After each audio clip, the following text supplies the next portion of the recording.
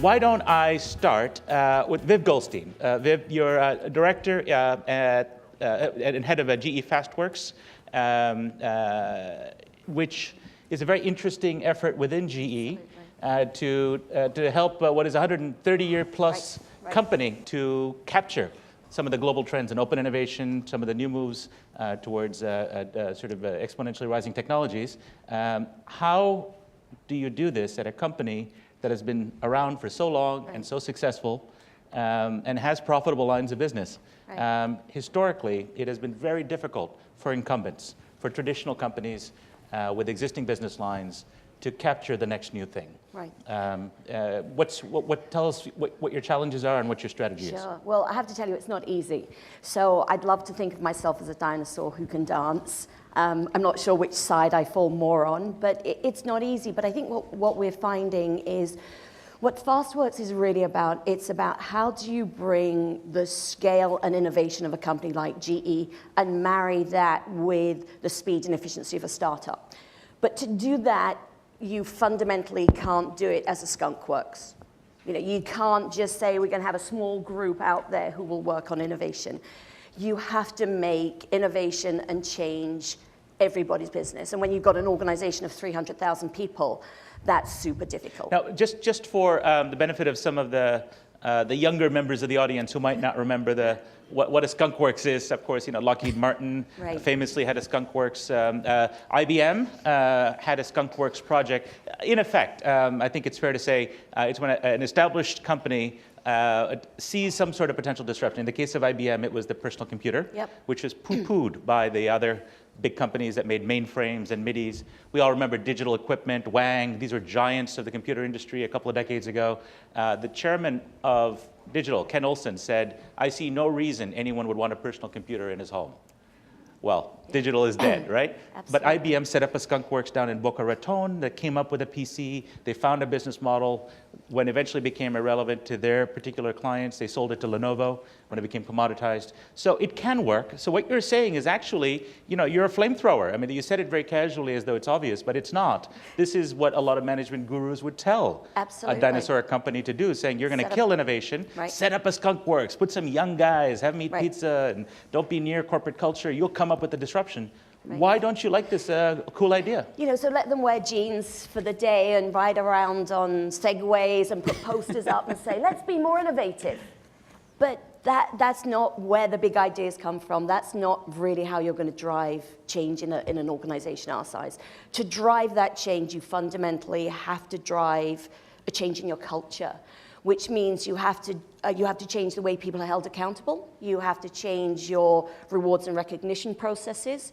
You have to change the way people are promoted to enable them to take the risks that come with innovation. Innovation isn't easy. It really isn't easy, whether it's product, whether it's technology, whether it's market-based innovation. What you want to do is give people the confidence, the courage, and most importantly, the space. So you're talking about changing culture, and in particular, incentives. Absolutely. Can you give a concrete example of what you're doing, what you're trying out, that's going to shift incentives inside of GE to encourage the kind of change within? Okay, so there's three things we're doing. The first thing is we think about FastWorks as almost the tools and techniques. It's a framework, it's a set of experiences, if you will, that people will go through. The second thing is we have just launched the GE beliefs, which are the way we expect people to behave. And they're things such as, it sounds really stupid, but put the customer at the center of every single decision. So it's about what are some of the customer challenges that we're trying to solve for. It's about giving people the opportunity to make a mistake, to learn from it, to learn fast and to iterate. So they're the new GE beliefs.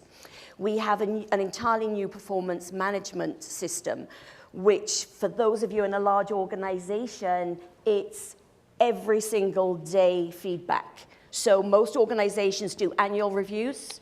We're totally redesigning our performance management system to enable daily reviews done on a digital device. That sounds like a complete nightmare. If I were judged daily on my performance, I would have been fired a long time ago. I wouldn't have lasted 20 years at The Economist, let me tell you. But if you think about it, it's really hard to say, well, this is how you performed 15 months ago, so this is how you're going to be rewarded. What we're now saying is, you're going to perform in a different way every single day, and let's notice that. Right. So we have these three pillars. We have the tools and techniques, we have the performance, and then we look at how people are going to behave. Very interesting. Now, there's a ton of questions that come from that. I'm not entirely sold, but I will say it's very ambitious, and it does touch, and it's an interesting experiment. There's been a lot of studies done on how to change culture, group dynamics, and when you arm yourselves with tools, rules, and social norms, leaders can change organizations in a powerful way. And so you're certainly touching on all of those.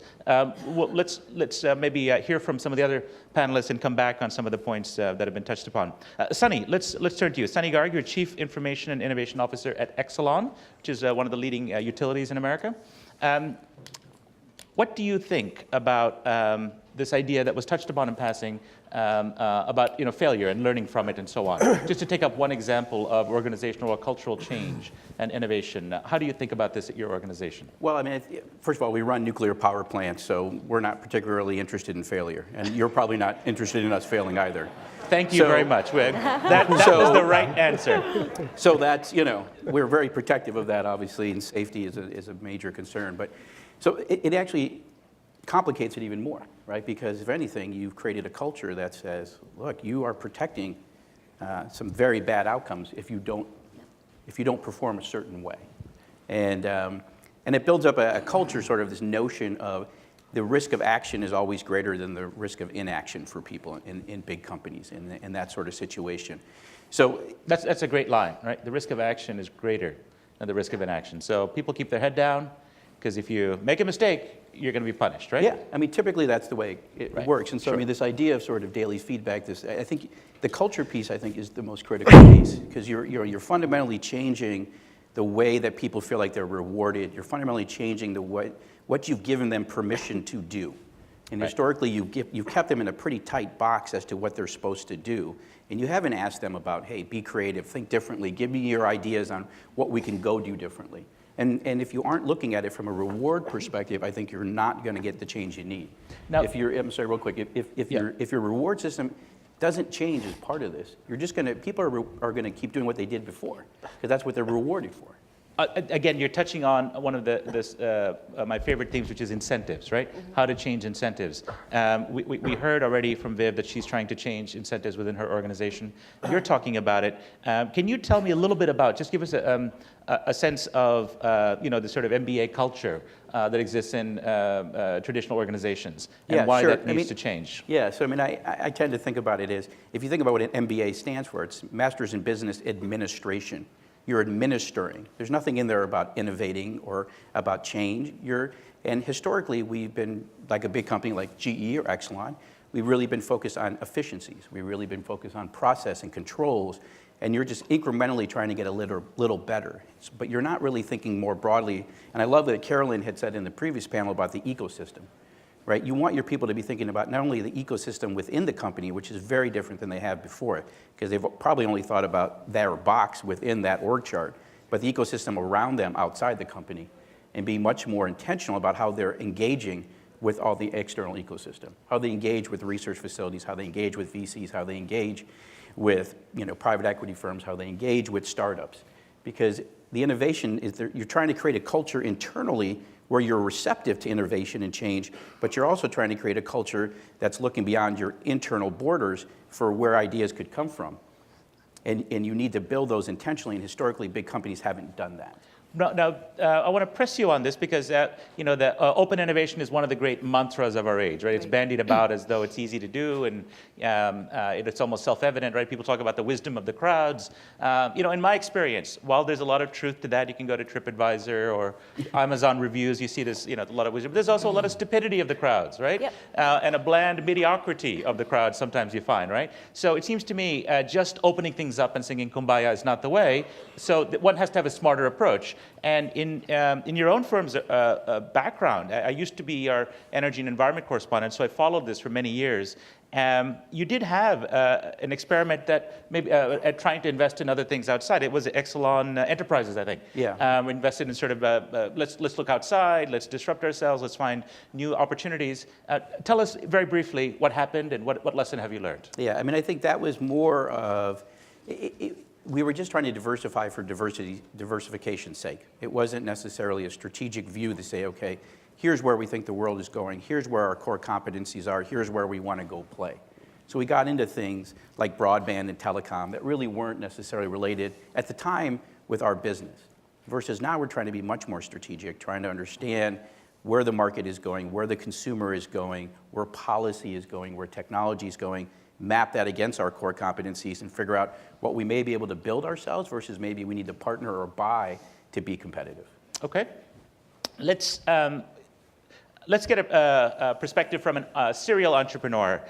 Scott Painter, to my immediate left, Chief Executive of TrueCar, which is a company that's is already disrupting the way that people buy and sell cars. But before that, you've started a series of companies for which you've raised, I think, well over $1 billion. And so you have an idea, and many of them have been of the classical disruptive innovation mold.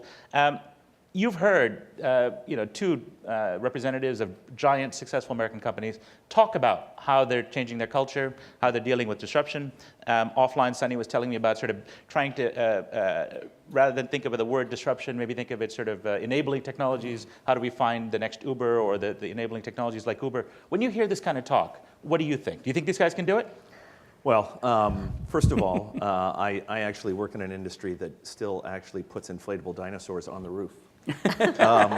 So the idea that dinosaurs can dance is interesting. And I feel as though TrueCar as a company is going through this remarkable transformation. We are no longer a startup, we're a public company. Just tell us in a sentence what it does for those who are unfamiliar. We are changing the way people buy cars. You will literally buy your car on your phone, and that completely disrupts an entire industry. Along with many adjacencies. So buying a car involves how you're going to pay for it, how you're going to insure it, maintain it, repair it, refuel it, and accessorize it, and ultimately how you know what the right price to pay is. It starts with that, right? It starts with price confidence and price sketchy discovery. salesman. So you've got, I think in our business, it begins, this conversation of innovation, I think really does begin with sort of a recognition of innovation is just too broad of a word. I think that, from what I'm hearing, at least, I think it's a little bit of a challenge that we're starting to face that we didn't face early on, which is innovation in a large company is largely about optimization more than anything else. You're looking for people to make kaizens, or in the auto industry, Toyota is always pointed to as sort of the thought leader in terms of process improvement, and a kaizen is sort of a sort of an audible that somebody calls on the production line that says we could do something better, right? It's a process improvement. And I think that to us has never been really innovation. Innovation is sort of a special word. It probably would be more akin to invention in this conversation. And as a company that's become public, we all of a sudden have this 90-day shot clock. And what I've learned is that it is very hard to continue to tell people to innovate and be truly inventors in a market or in an environment where they have to perform. And so we also happen to be a company that went through a boycott and almost had a near-death experience. I guess that's sort of an ironic way of putting it, but we had a near-death experience and we survived.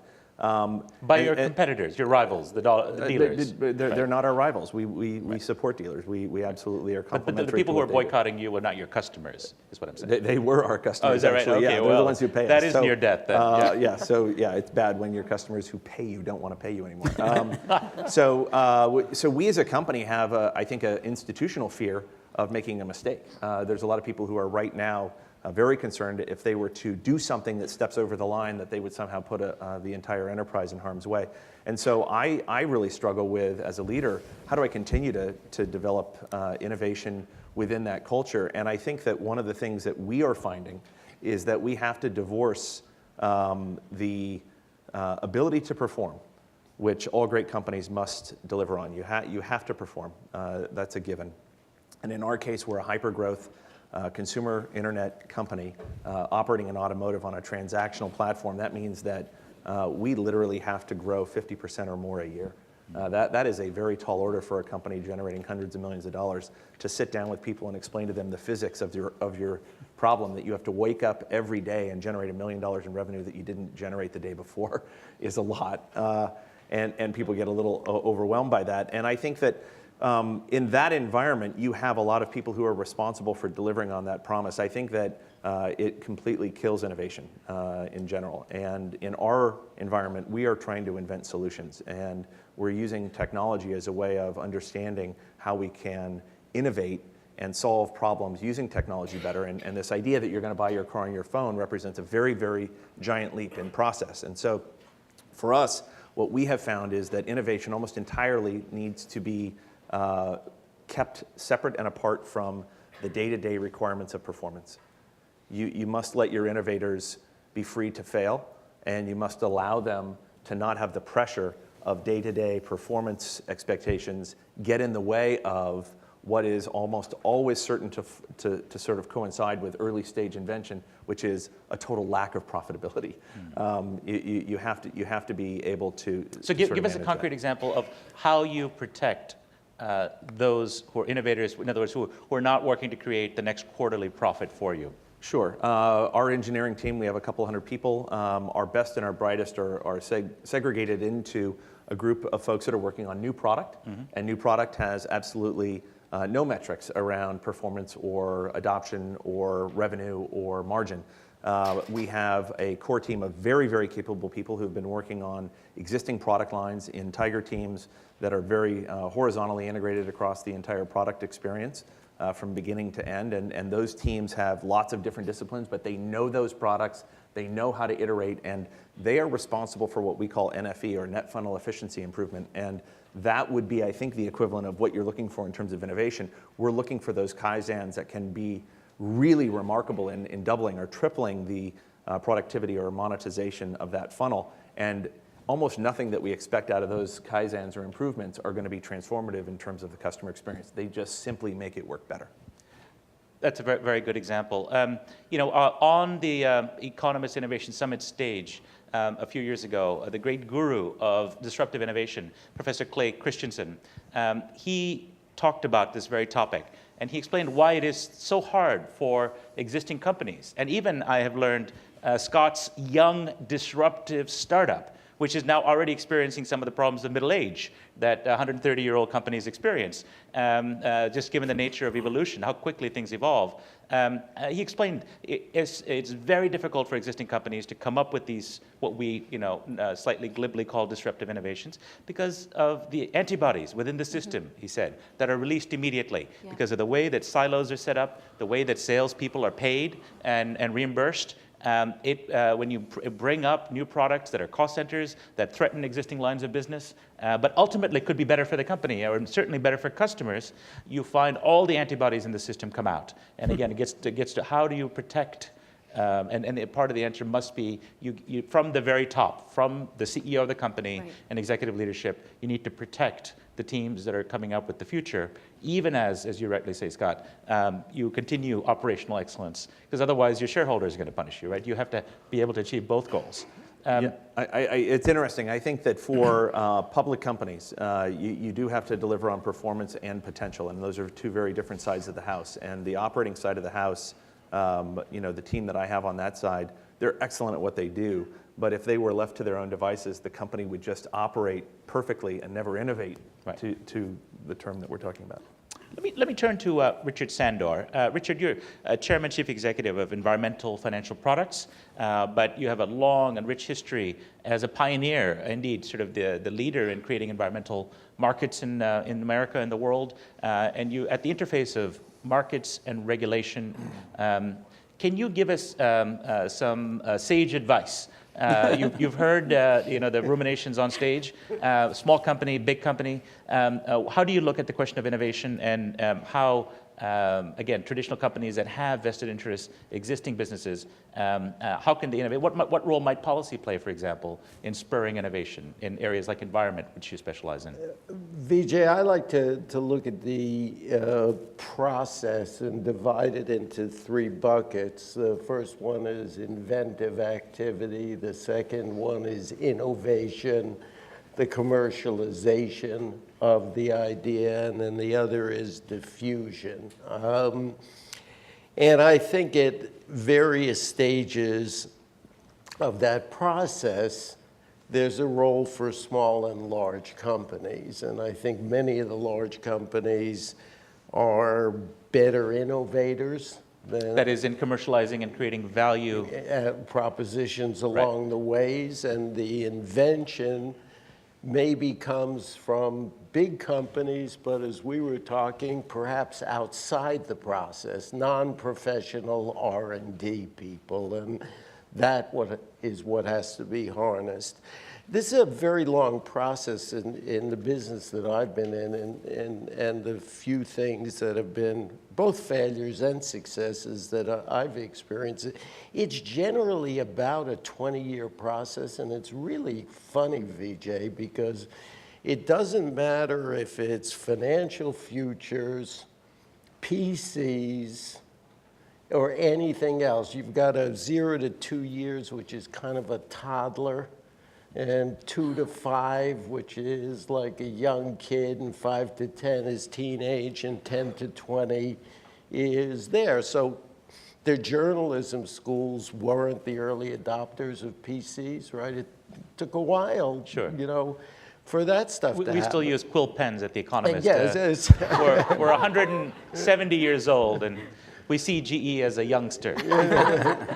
So I look at it, this thing, a couple of other observations. So for both a small company and a large company, to be on time, you have to be early, okay?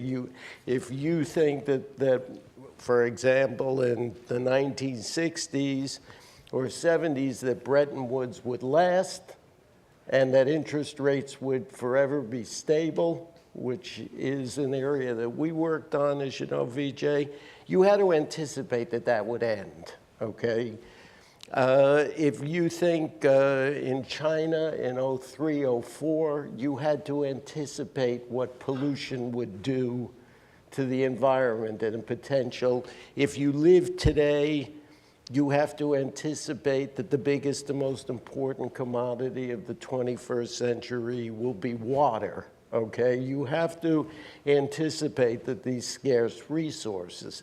Following on that, to your public policy point of view, in today's environment, if you're a big company, that the distance from regulation and the potency of it is directly proportional to inventive activity from Washington, D.C. The further you go away, the more you get policy experimentation. So And you're really seeing, even in regulation, this is a bottom-up this is approach. a bottom-up. It is a competitive process. And let's take, for example, we look at just briefly. I want to turn to questions soon, by the way. So okay. please get your thoughts together, but briefly. Last model is look at California, see what they're doing in the environment. Look at the problems they're facing with water.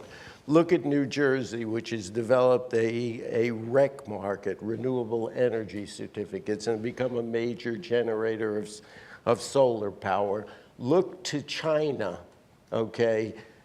Be city-oriented, state-oriented, Quebec in Canada, California in the US, Shenzhen, Guangdong. Look at those areas if you want insights into solving the major environmental issues that confront you, me, our kids, our grandkids, because that's where the policy will be guiding you in the future.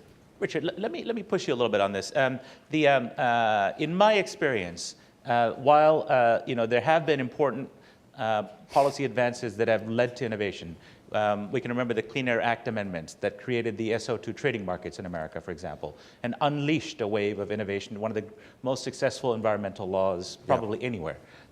We can point to lessons like that. Oftentimes, though, what you find is that regulation stifles innovation. It encourages companies to hide best fixes so that they don't want to reveal to the regulator. If they're technology forcing, government typically picks the wrong technology. And so, because it has imperfect information, the markets tend to have better information. So is this really something to hang our hat on? If we're here to talk about innovation, I take your point that companies need to anticipate regulation, right? And you even talked about to be first, or to be ready, you need to be early. But isn't there a risk of first mover disadvantage and of lock-in and of governments heading down the wrong path and stifling innovation? It really depends where your incentives are. If you're a disruptor, so there was no federal regulatory agency for commodities in the early 70s. I happened to be Vijay, chief economist at the Board of Trade. We worked for the development of the CFTC. And why did we do it? Because we wanted to trade financial futures. It wasn't able under the SEC. So we were instrumental in creating a new agency that would allow us to innovate products. In other cases, if you're a big player, you're going to use economic rent and subsidies, and you're going to use it as a barrier to entry. And there's a lot of money. All you have to do is go to dinner in Washington, D.C., or take a look at the wealth level in that city. You know that there's rent seeking going on, and there are people trying to create barriers. I'm shocked to find gambling going on in this casino. Let's see a show of hands. Let's have some questions for our Jurassic jousters. Great. Gold star to the gentleman right there. Just a few ground rules, please. Always wait for the microphone. Please identify yourself and make it a pointed and witty question. No long-winded speeches, please. Nobody likes a gas bag. I'll try 2 out of the 3. Sri Srinath from Caterpillar. Question primarily for Scott. This idea of having core engineers working on today's stuff and the special engineers in a corner innovating, is separating the dinosaurs and the dancers. So what kind of cultural problem does it create? I mean, do they feel like, we don't have any sex appeal? Your thoughts? Yeah, I think that in our sort of reality, we're learning as we go. But there's a heavy reward placed in the culture on performance. Obviously, we have a pretty high performance bar sequentially every quarter. And so the team that delivers that, I think, gets a very real financial reward, and they get a very sort of high I kind of reward where they're acknowledged in group. I think that the real sort of skunkworks type project work that goes on is much more akin to where I focus my time. I'm in a lot of ways the head of product for the company. I'm head of marketing and head of product, and I have 2 leaders in both of those areas, but I work very, very closely with them. I leave my CFO and my chief revenue officer and my operating team to really focus on the other parts of the business. And I think that's very well known in our culture. We're a product-driven company, and we are trying to invent an entirely new sort of solution. In a lot of ways, what we do is fairly unsexy today. I mean, we are, in a lot of ways, a very rugged couponing business that has survived. So we're sort of post-apocalyptic in a lot of ways, and I think that that durability is something that we're all very comfortable with. But there's still a ton of innovation that can occur in that area if you broaden the term innovation to include everything that's being discussed here. I think that for us, if you look at the kinds of things that our engineers that are doing on sort of the customer experience side today, we have a new concept that we've just introduced that is just so powerful. There's about 12 dimensions of what we consider to be a valid online experience for shopping for a car. If you go online and you're shopping for a car and you don't have a picture of an automobile, it's almost like going to a showroom saying, I want to buy the new Corvette, and the dealer says, well, gosh, it looks great. I promise it's great. Let's go ahead and sit down and work out the numbers. You want to see the thing, right? So if we don't have a picture of the car in a virtual environment or a virtual conversation, you're not going to buy the vehicle. We think there are about 12 dimensions of what we consider to be a valid experience. And it would surprise probably everyone here to know that when we rate ourselves, we present effectively 0% valid experiences today. And yet our business works. And that level of honesty about where we are and where we want to go, just from an iterative point of view, I think is really, really remarkable. The ability to wake up every day and say we can still see double-digit, meaning 10% or more process gains and process improvements that hit the bottom line. That's a pretty exciting place to be, and we'll be there for the next 5 years. Amazon, when they launch a new sort of feature, they measure whether it has 0.025% lift at this point. It used to be that it was 1%. Even before that, it was at 10%. We're still in that 10% plus range. When somebody in product can launch a process enhancement that has a 10% lift to overall efficiency or monetization, that's a pretty big deal. So we're there for a while, but we're dealing with those things live real time. Let's go to the gentleman there. Please identify yourself. Sure. I'm Ira Weiss. I'm a professor at the University of Chicago Booth School of Business and also am a partner at Hyde Park Venture Partners, a venture fund. I've noticed a few larger corporations seem to have figured out innovation from the standpoint of figuring out some models that work to be more innovative. An example is IAC, which is Match.com, created a few internal incubators and actually came up with Tinder. And so they kind of internally disrupted themselves. I'm wondering what kind of models do you see large corporations use that tend to work for this kind of innovation, and what kind of models that really don't work very well? Sonny. Vivienne? Well, I mean, for Exelon, it's too early. I can't say that we know the answer to that yet.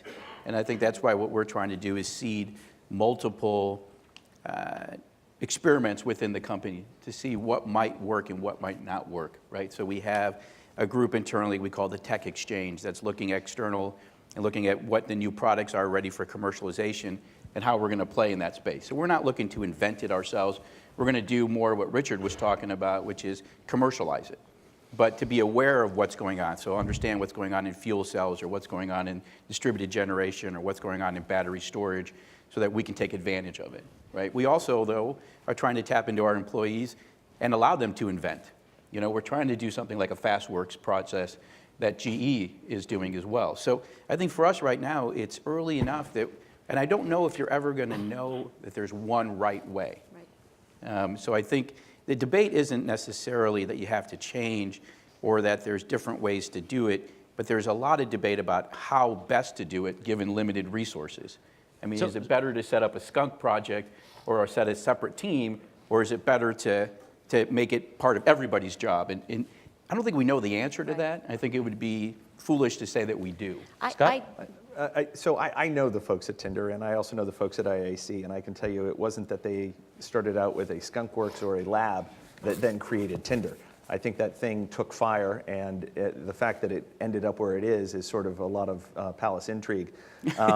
The interesting quotient around innovation, true innovation, is massive reward.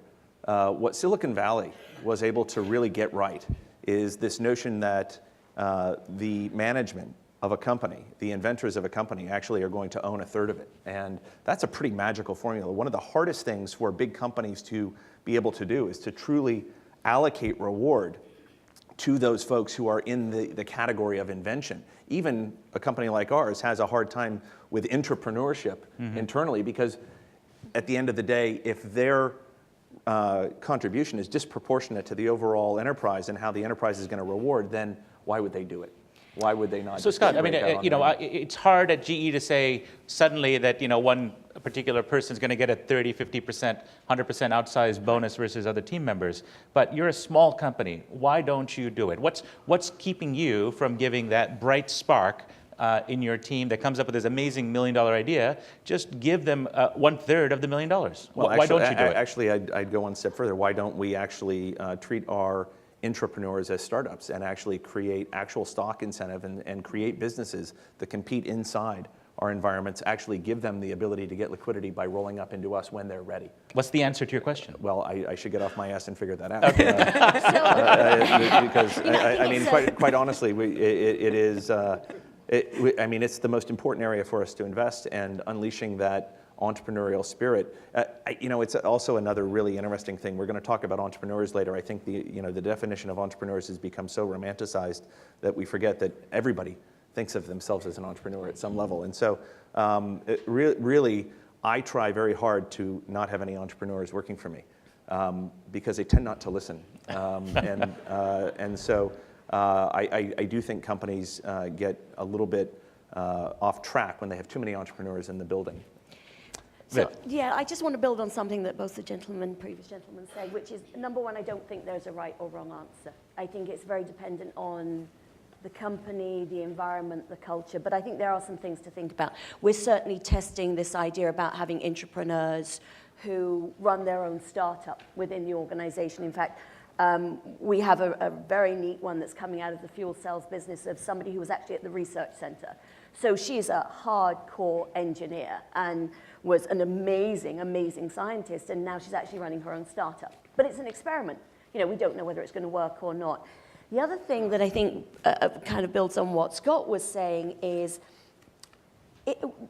we have a very large number of people who work in research and development, traditional research and development. One of the challenges that we now face isn't can we build something, it's should we? i.e., will the customer see value in whatever it is we're innovating around? Some of the easier, not easy, but some of the things that it's easier to do is to come up with the idea. Is that commercial? Is there a commercial opportunity for that? So we're now spending time thinking about not can we technically build something, but more, does the market recognize that there is an opportunity? Does the customer have a need for the invention or innovation that we're coming up with? And that's a very, very different way to think about things. It's should you do it, not technically can you. Great. Now we have a digitally sophisticated participant who's submitted a question through the app. I'm going to read the question, and it's really about the Chief Innovation Officer. To give you a signal of what it's about. I'm going to read this. It's a kind of a long question, but when a corporation defines a C-level role, it is typically to manage a significant budget being applied to a core competency. Is the Chief Innovation Officer that signal, and where are the budgets being pulled from? I suspect marketing and corporate strategy are being taxed. So a seditious question. Before we turn to the panel to answer, let's have hands up. How many of you work in an organization which has something like a Chief Innovation Officer? Some title, even if it's slightly different. Hands up higher. Some of you are being very shy about it. Maybe because you're embarrassed. Okay, I count about a quarter at least, maybe a third of people in this room. That's about the representation on this stage as well. Technically speaking, I think, Sonny, your Chief Innovation Officer is in your title. I have always believed that companies that have Chief Innovation Officers are doomed to fail at innovation because it sends a signal that it's not the job of everybody. It's a silo in which the CIO lives. I've gotten a lot of good lines, sort of applause at events like this with that line. But our cracking correspondent from the field gives us another line of attack. That is, are you a big leech on society within your organization, taxing the other productive members of your corporate leadership? And is that worse than being a dinosaur? So exactly. Well, what do you say for yourself? I'm either a leech or a silo unto yourself. Or a silo. Yes, yeah, exactly. Well, Yes, a leech. I thought I was silo. a dinosaur. This is getting worse by the moment. Tough crowd, man. It's a tough crowd. I promised you tough questions. Here we are. I think I sort of like the other question. I think it's too early to know, right? I mean, I think there's a certain amount of romanticism and a certain amount of sort of irrational exuberance about this idea of innovation. And so just like slap a title on it and have somebody go do it. I think that we're not sure what a Chief Innovation Officer does or can do or whether there's value there yet. Where you can point to that with your Chief Financial Officer, your Chief Human Resource Officer. I think part of what any Chief Innovation Officer needs to be thinking about is how are they defining value and how they can measure value in terms of what they're going to do within the company. But I think it's too early to, I worry that it's sort of it's a fad. Well, you've said twice it's too early to tell, so I'm not going to accept it this time. I'm going to push you a little bit. Okay. And we've talked about incentives. It's been a big theme all day, really. How are you judged? What's your incentive? I mean, how does your leadership, how do your shareholders know if you, as Chief Innovation Officer, are succeeding? Yeah. Well, how should we judge you? Right. So I'm fortunate because I have a whole huge other budget that I get to play with and sort of redistribute. So I actually live at the intersection. Scott was talking about separating it. I actually live at the intersection. I run a huge department. It's about $1 billion, and that's all about operational. Is that the information efficiency. side or that's CIO? The IT You're side. CIO in That's two the CIO side. meanings of the word. Right. But then by running that better, we're actually able to drop some of that to the bottom line and then repurpose it into the innovation side. And then on the innovation side, we're looking for returns. Okay. I mean, we're looking. We're going to be judged on a return on investment. Okay. Thank you for the response and the gracious way of handling my rude question. Scott, you want a quick follow-on? Just a quick one. Yeah. So I think in sort of startups and hyper-growth companies, the leader of that business is really the head of the innovation effort that goes on. I think at the end of the day, the way I see my job is I look 5 years out and say, where do we have to be in 5 years based on the glide path that we're expected to be at 50% growth per year, 200 million plus last year in revenue. We're $1 billion plus in revenue in 2020. So I have to wake up every day and say, what are the things that are going to move the needle at that level? And it is not possible for me to be so tactical. I have to actually sit down and say, what are we going to do to introduce new products, to be transformative, to get into adjacencies, to solve more of the problem? And if I'm not working on those things, then I'm not really providing the enterprise value that the shareholders are looking for. And I think when you get to a bigger company, the idea that you would give a nod to somebody that's going to do that full time, at the end of the day, you're responsible for creating revenue that didn't exist before at some level. And I think that that's ultimately how you'll get measured in terms of innovation. Vijay, I'm sorry, can I just add one other? I know you want to Briefly, move on. very briefly. We have only 2 minutes left, or 3 minutes. When it's a value-driven thing like chief diversity officer, chief innovation officer, I think you don't want it to be centralized for a long time. I think because you want to drive it into the culture. The success for me, for mine, we wouldn't have a chief innovation officer in a few years. That everyone at Exelon will be That centered. it becomes part of your values. You don't have a chief respect officer. You don't have a chief, Got it. Okay, listen, we have less than 3 minutes, so I'm going to do a lightning round in which I see there's a microphone in the hands of a lady here and one over there as well. Let's have 2 short and sweet questions, and our panel will respond with a closing round of comments, but please make it quick. Yeah, hi, I'm Carolyn Centeno. I'm from Wolf Olins. And I guess everyone's talking a lot about process and disruption and innovation and using a lot of buzzwords. But I guess I'm really interested in something that you talked about before about culture and attitude of innovation. How do you see optimism playing in the role in creative thinking and innovation as well? Very good question. And let's go to the lady here with the microphone. Again, short question, please. We're almost out of time. Diana Lady Dugan, Cyber Century Forum. First of all, I think the answer to the question of whether dinosaurs can dance, yes, they can dance, but I wonder if the innovators even care about dancing. And this leads to the question of the degree to which the demographics of the innovators and the youth of the innovators who have, or the people who are in the development end, are answering the wrong questions because of their frame of reference, and there's not a lot of respect for repurposing, maximizing some of these old terms we used to use rather than just new. Great. Okay. So we've got 2 questions, and there was one that came up on the app. I'm going to summarize it briefly. It was really directed at Viv, but it was about, you said startups are efficient, and the person said, oh, hang on a minute, startups are fast. But efficiency is usually associated with established high-performance companies. So why don't we start with you and make this your closing comment, and as we're almost out of time. So it's how you define efficiency. When you're a large company, you have various processes and procedures in place. That can sometimes bog you down. That can slow you down. You don't always have that level of policy or procedure when you're in a startup. So that's number one. In response to the middle question, things such as design thinking absolutely play into innovation. I think there are so many tools and frameworks that are out there right now. We do have a process or a framework that we like to think about for FastWorks, but it's so simple that it's almost insulting. It's start with a customer, come up with a hypothesis for a solution, test it, learn, and act. So it brings all of those different external ideas together. Okay. And then the last question about demographics, it's not about demographics, it's about how you think and how you act. So I fundamentally think dinosaurs can dance. We've seen some of the most incredible innovation done from employees of 20, 30 years history, because they just want to change. They want to do something in a different way. So yes, they can do, but you have to provide them the environment, the tools, the culture to enable them to do that. Well, Viv, as a man with increasing number of gray hair on my head, I applaud that sentiment. Richard, a quick follow-up in closing. On startups, having started up an exchange and built it, I do think they're not only fast, but I do think they're efficient. When my administrative If they're not efficient, they die, right? Absolutely. Well, first of all, when your secretary owns equity in the company, she's really careful about your travel plans. Right. And the case rests there. Very good, very good. Okay. Sonny? Just to pick on the point about optimism, I think that if you look at 7 out of 10 employees in big companies are disengaged. That's they're not optimistic. They're not inspired. So a big part of this is inspiring your workforce to get excited about what you're going to do and what you could do, because they've lost that sense of inspiration. In fact, at Exelon, we have 4 pillars of innovation: inspire, ideate, investigate, implement. But inspire is the first one, and that's the one that's been most exciting.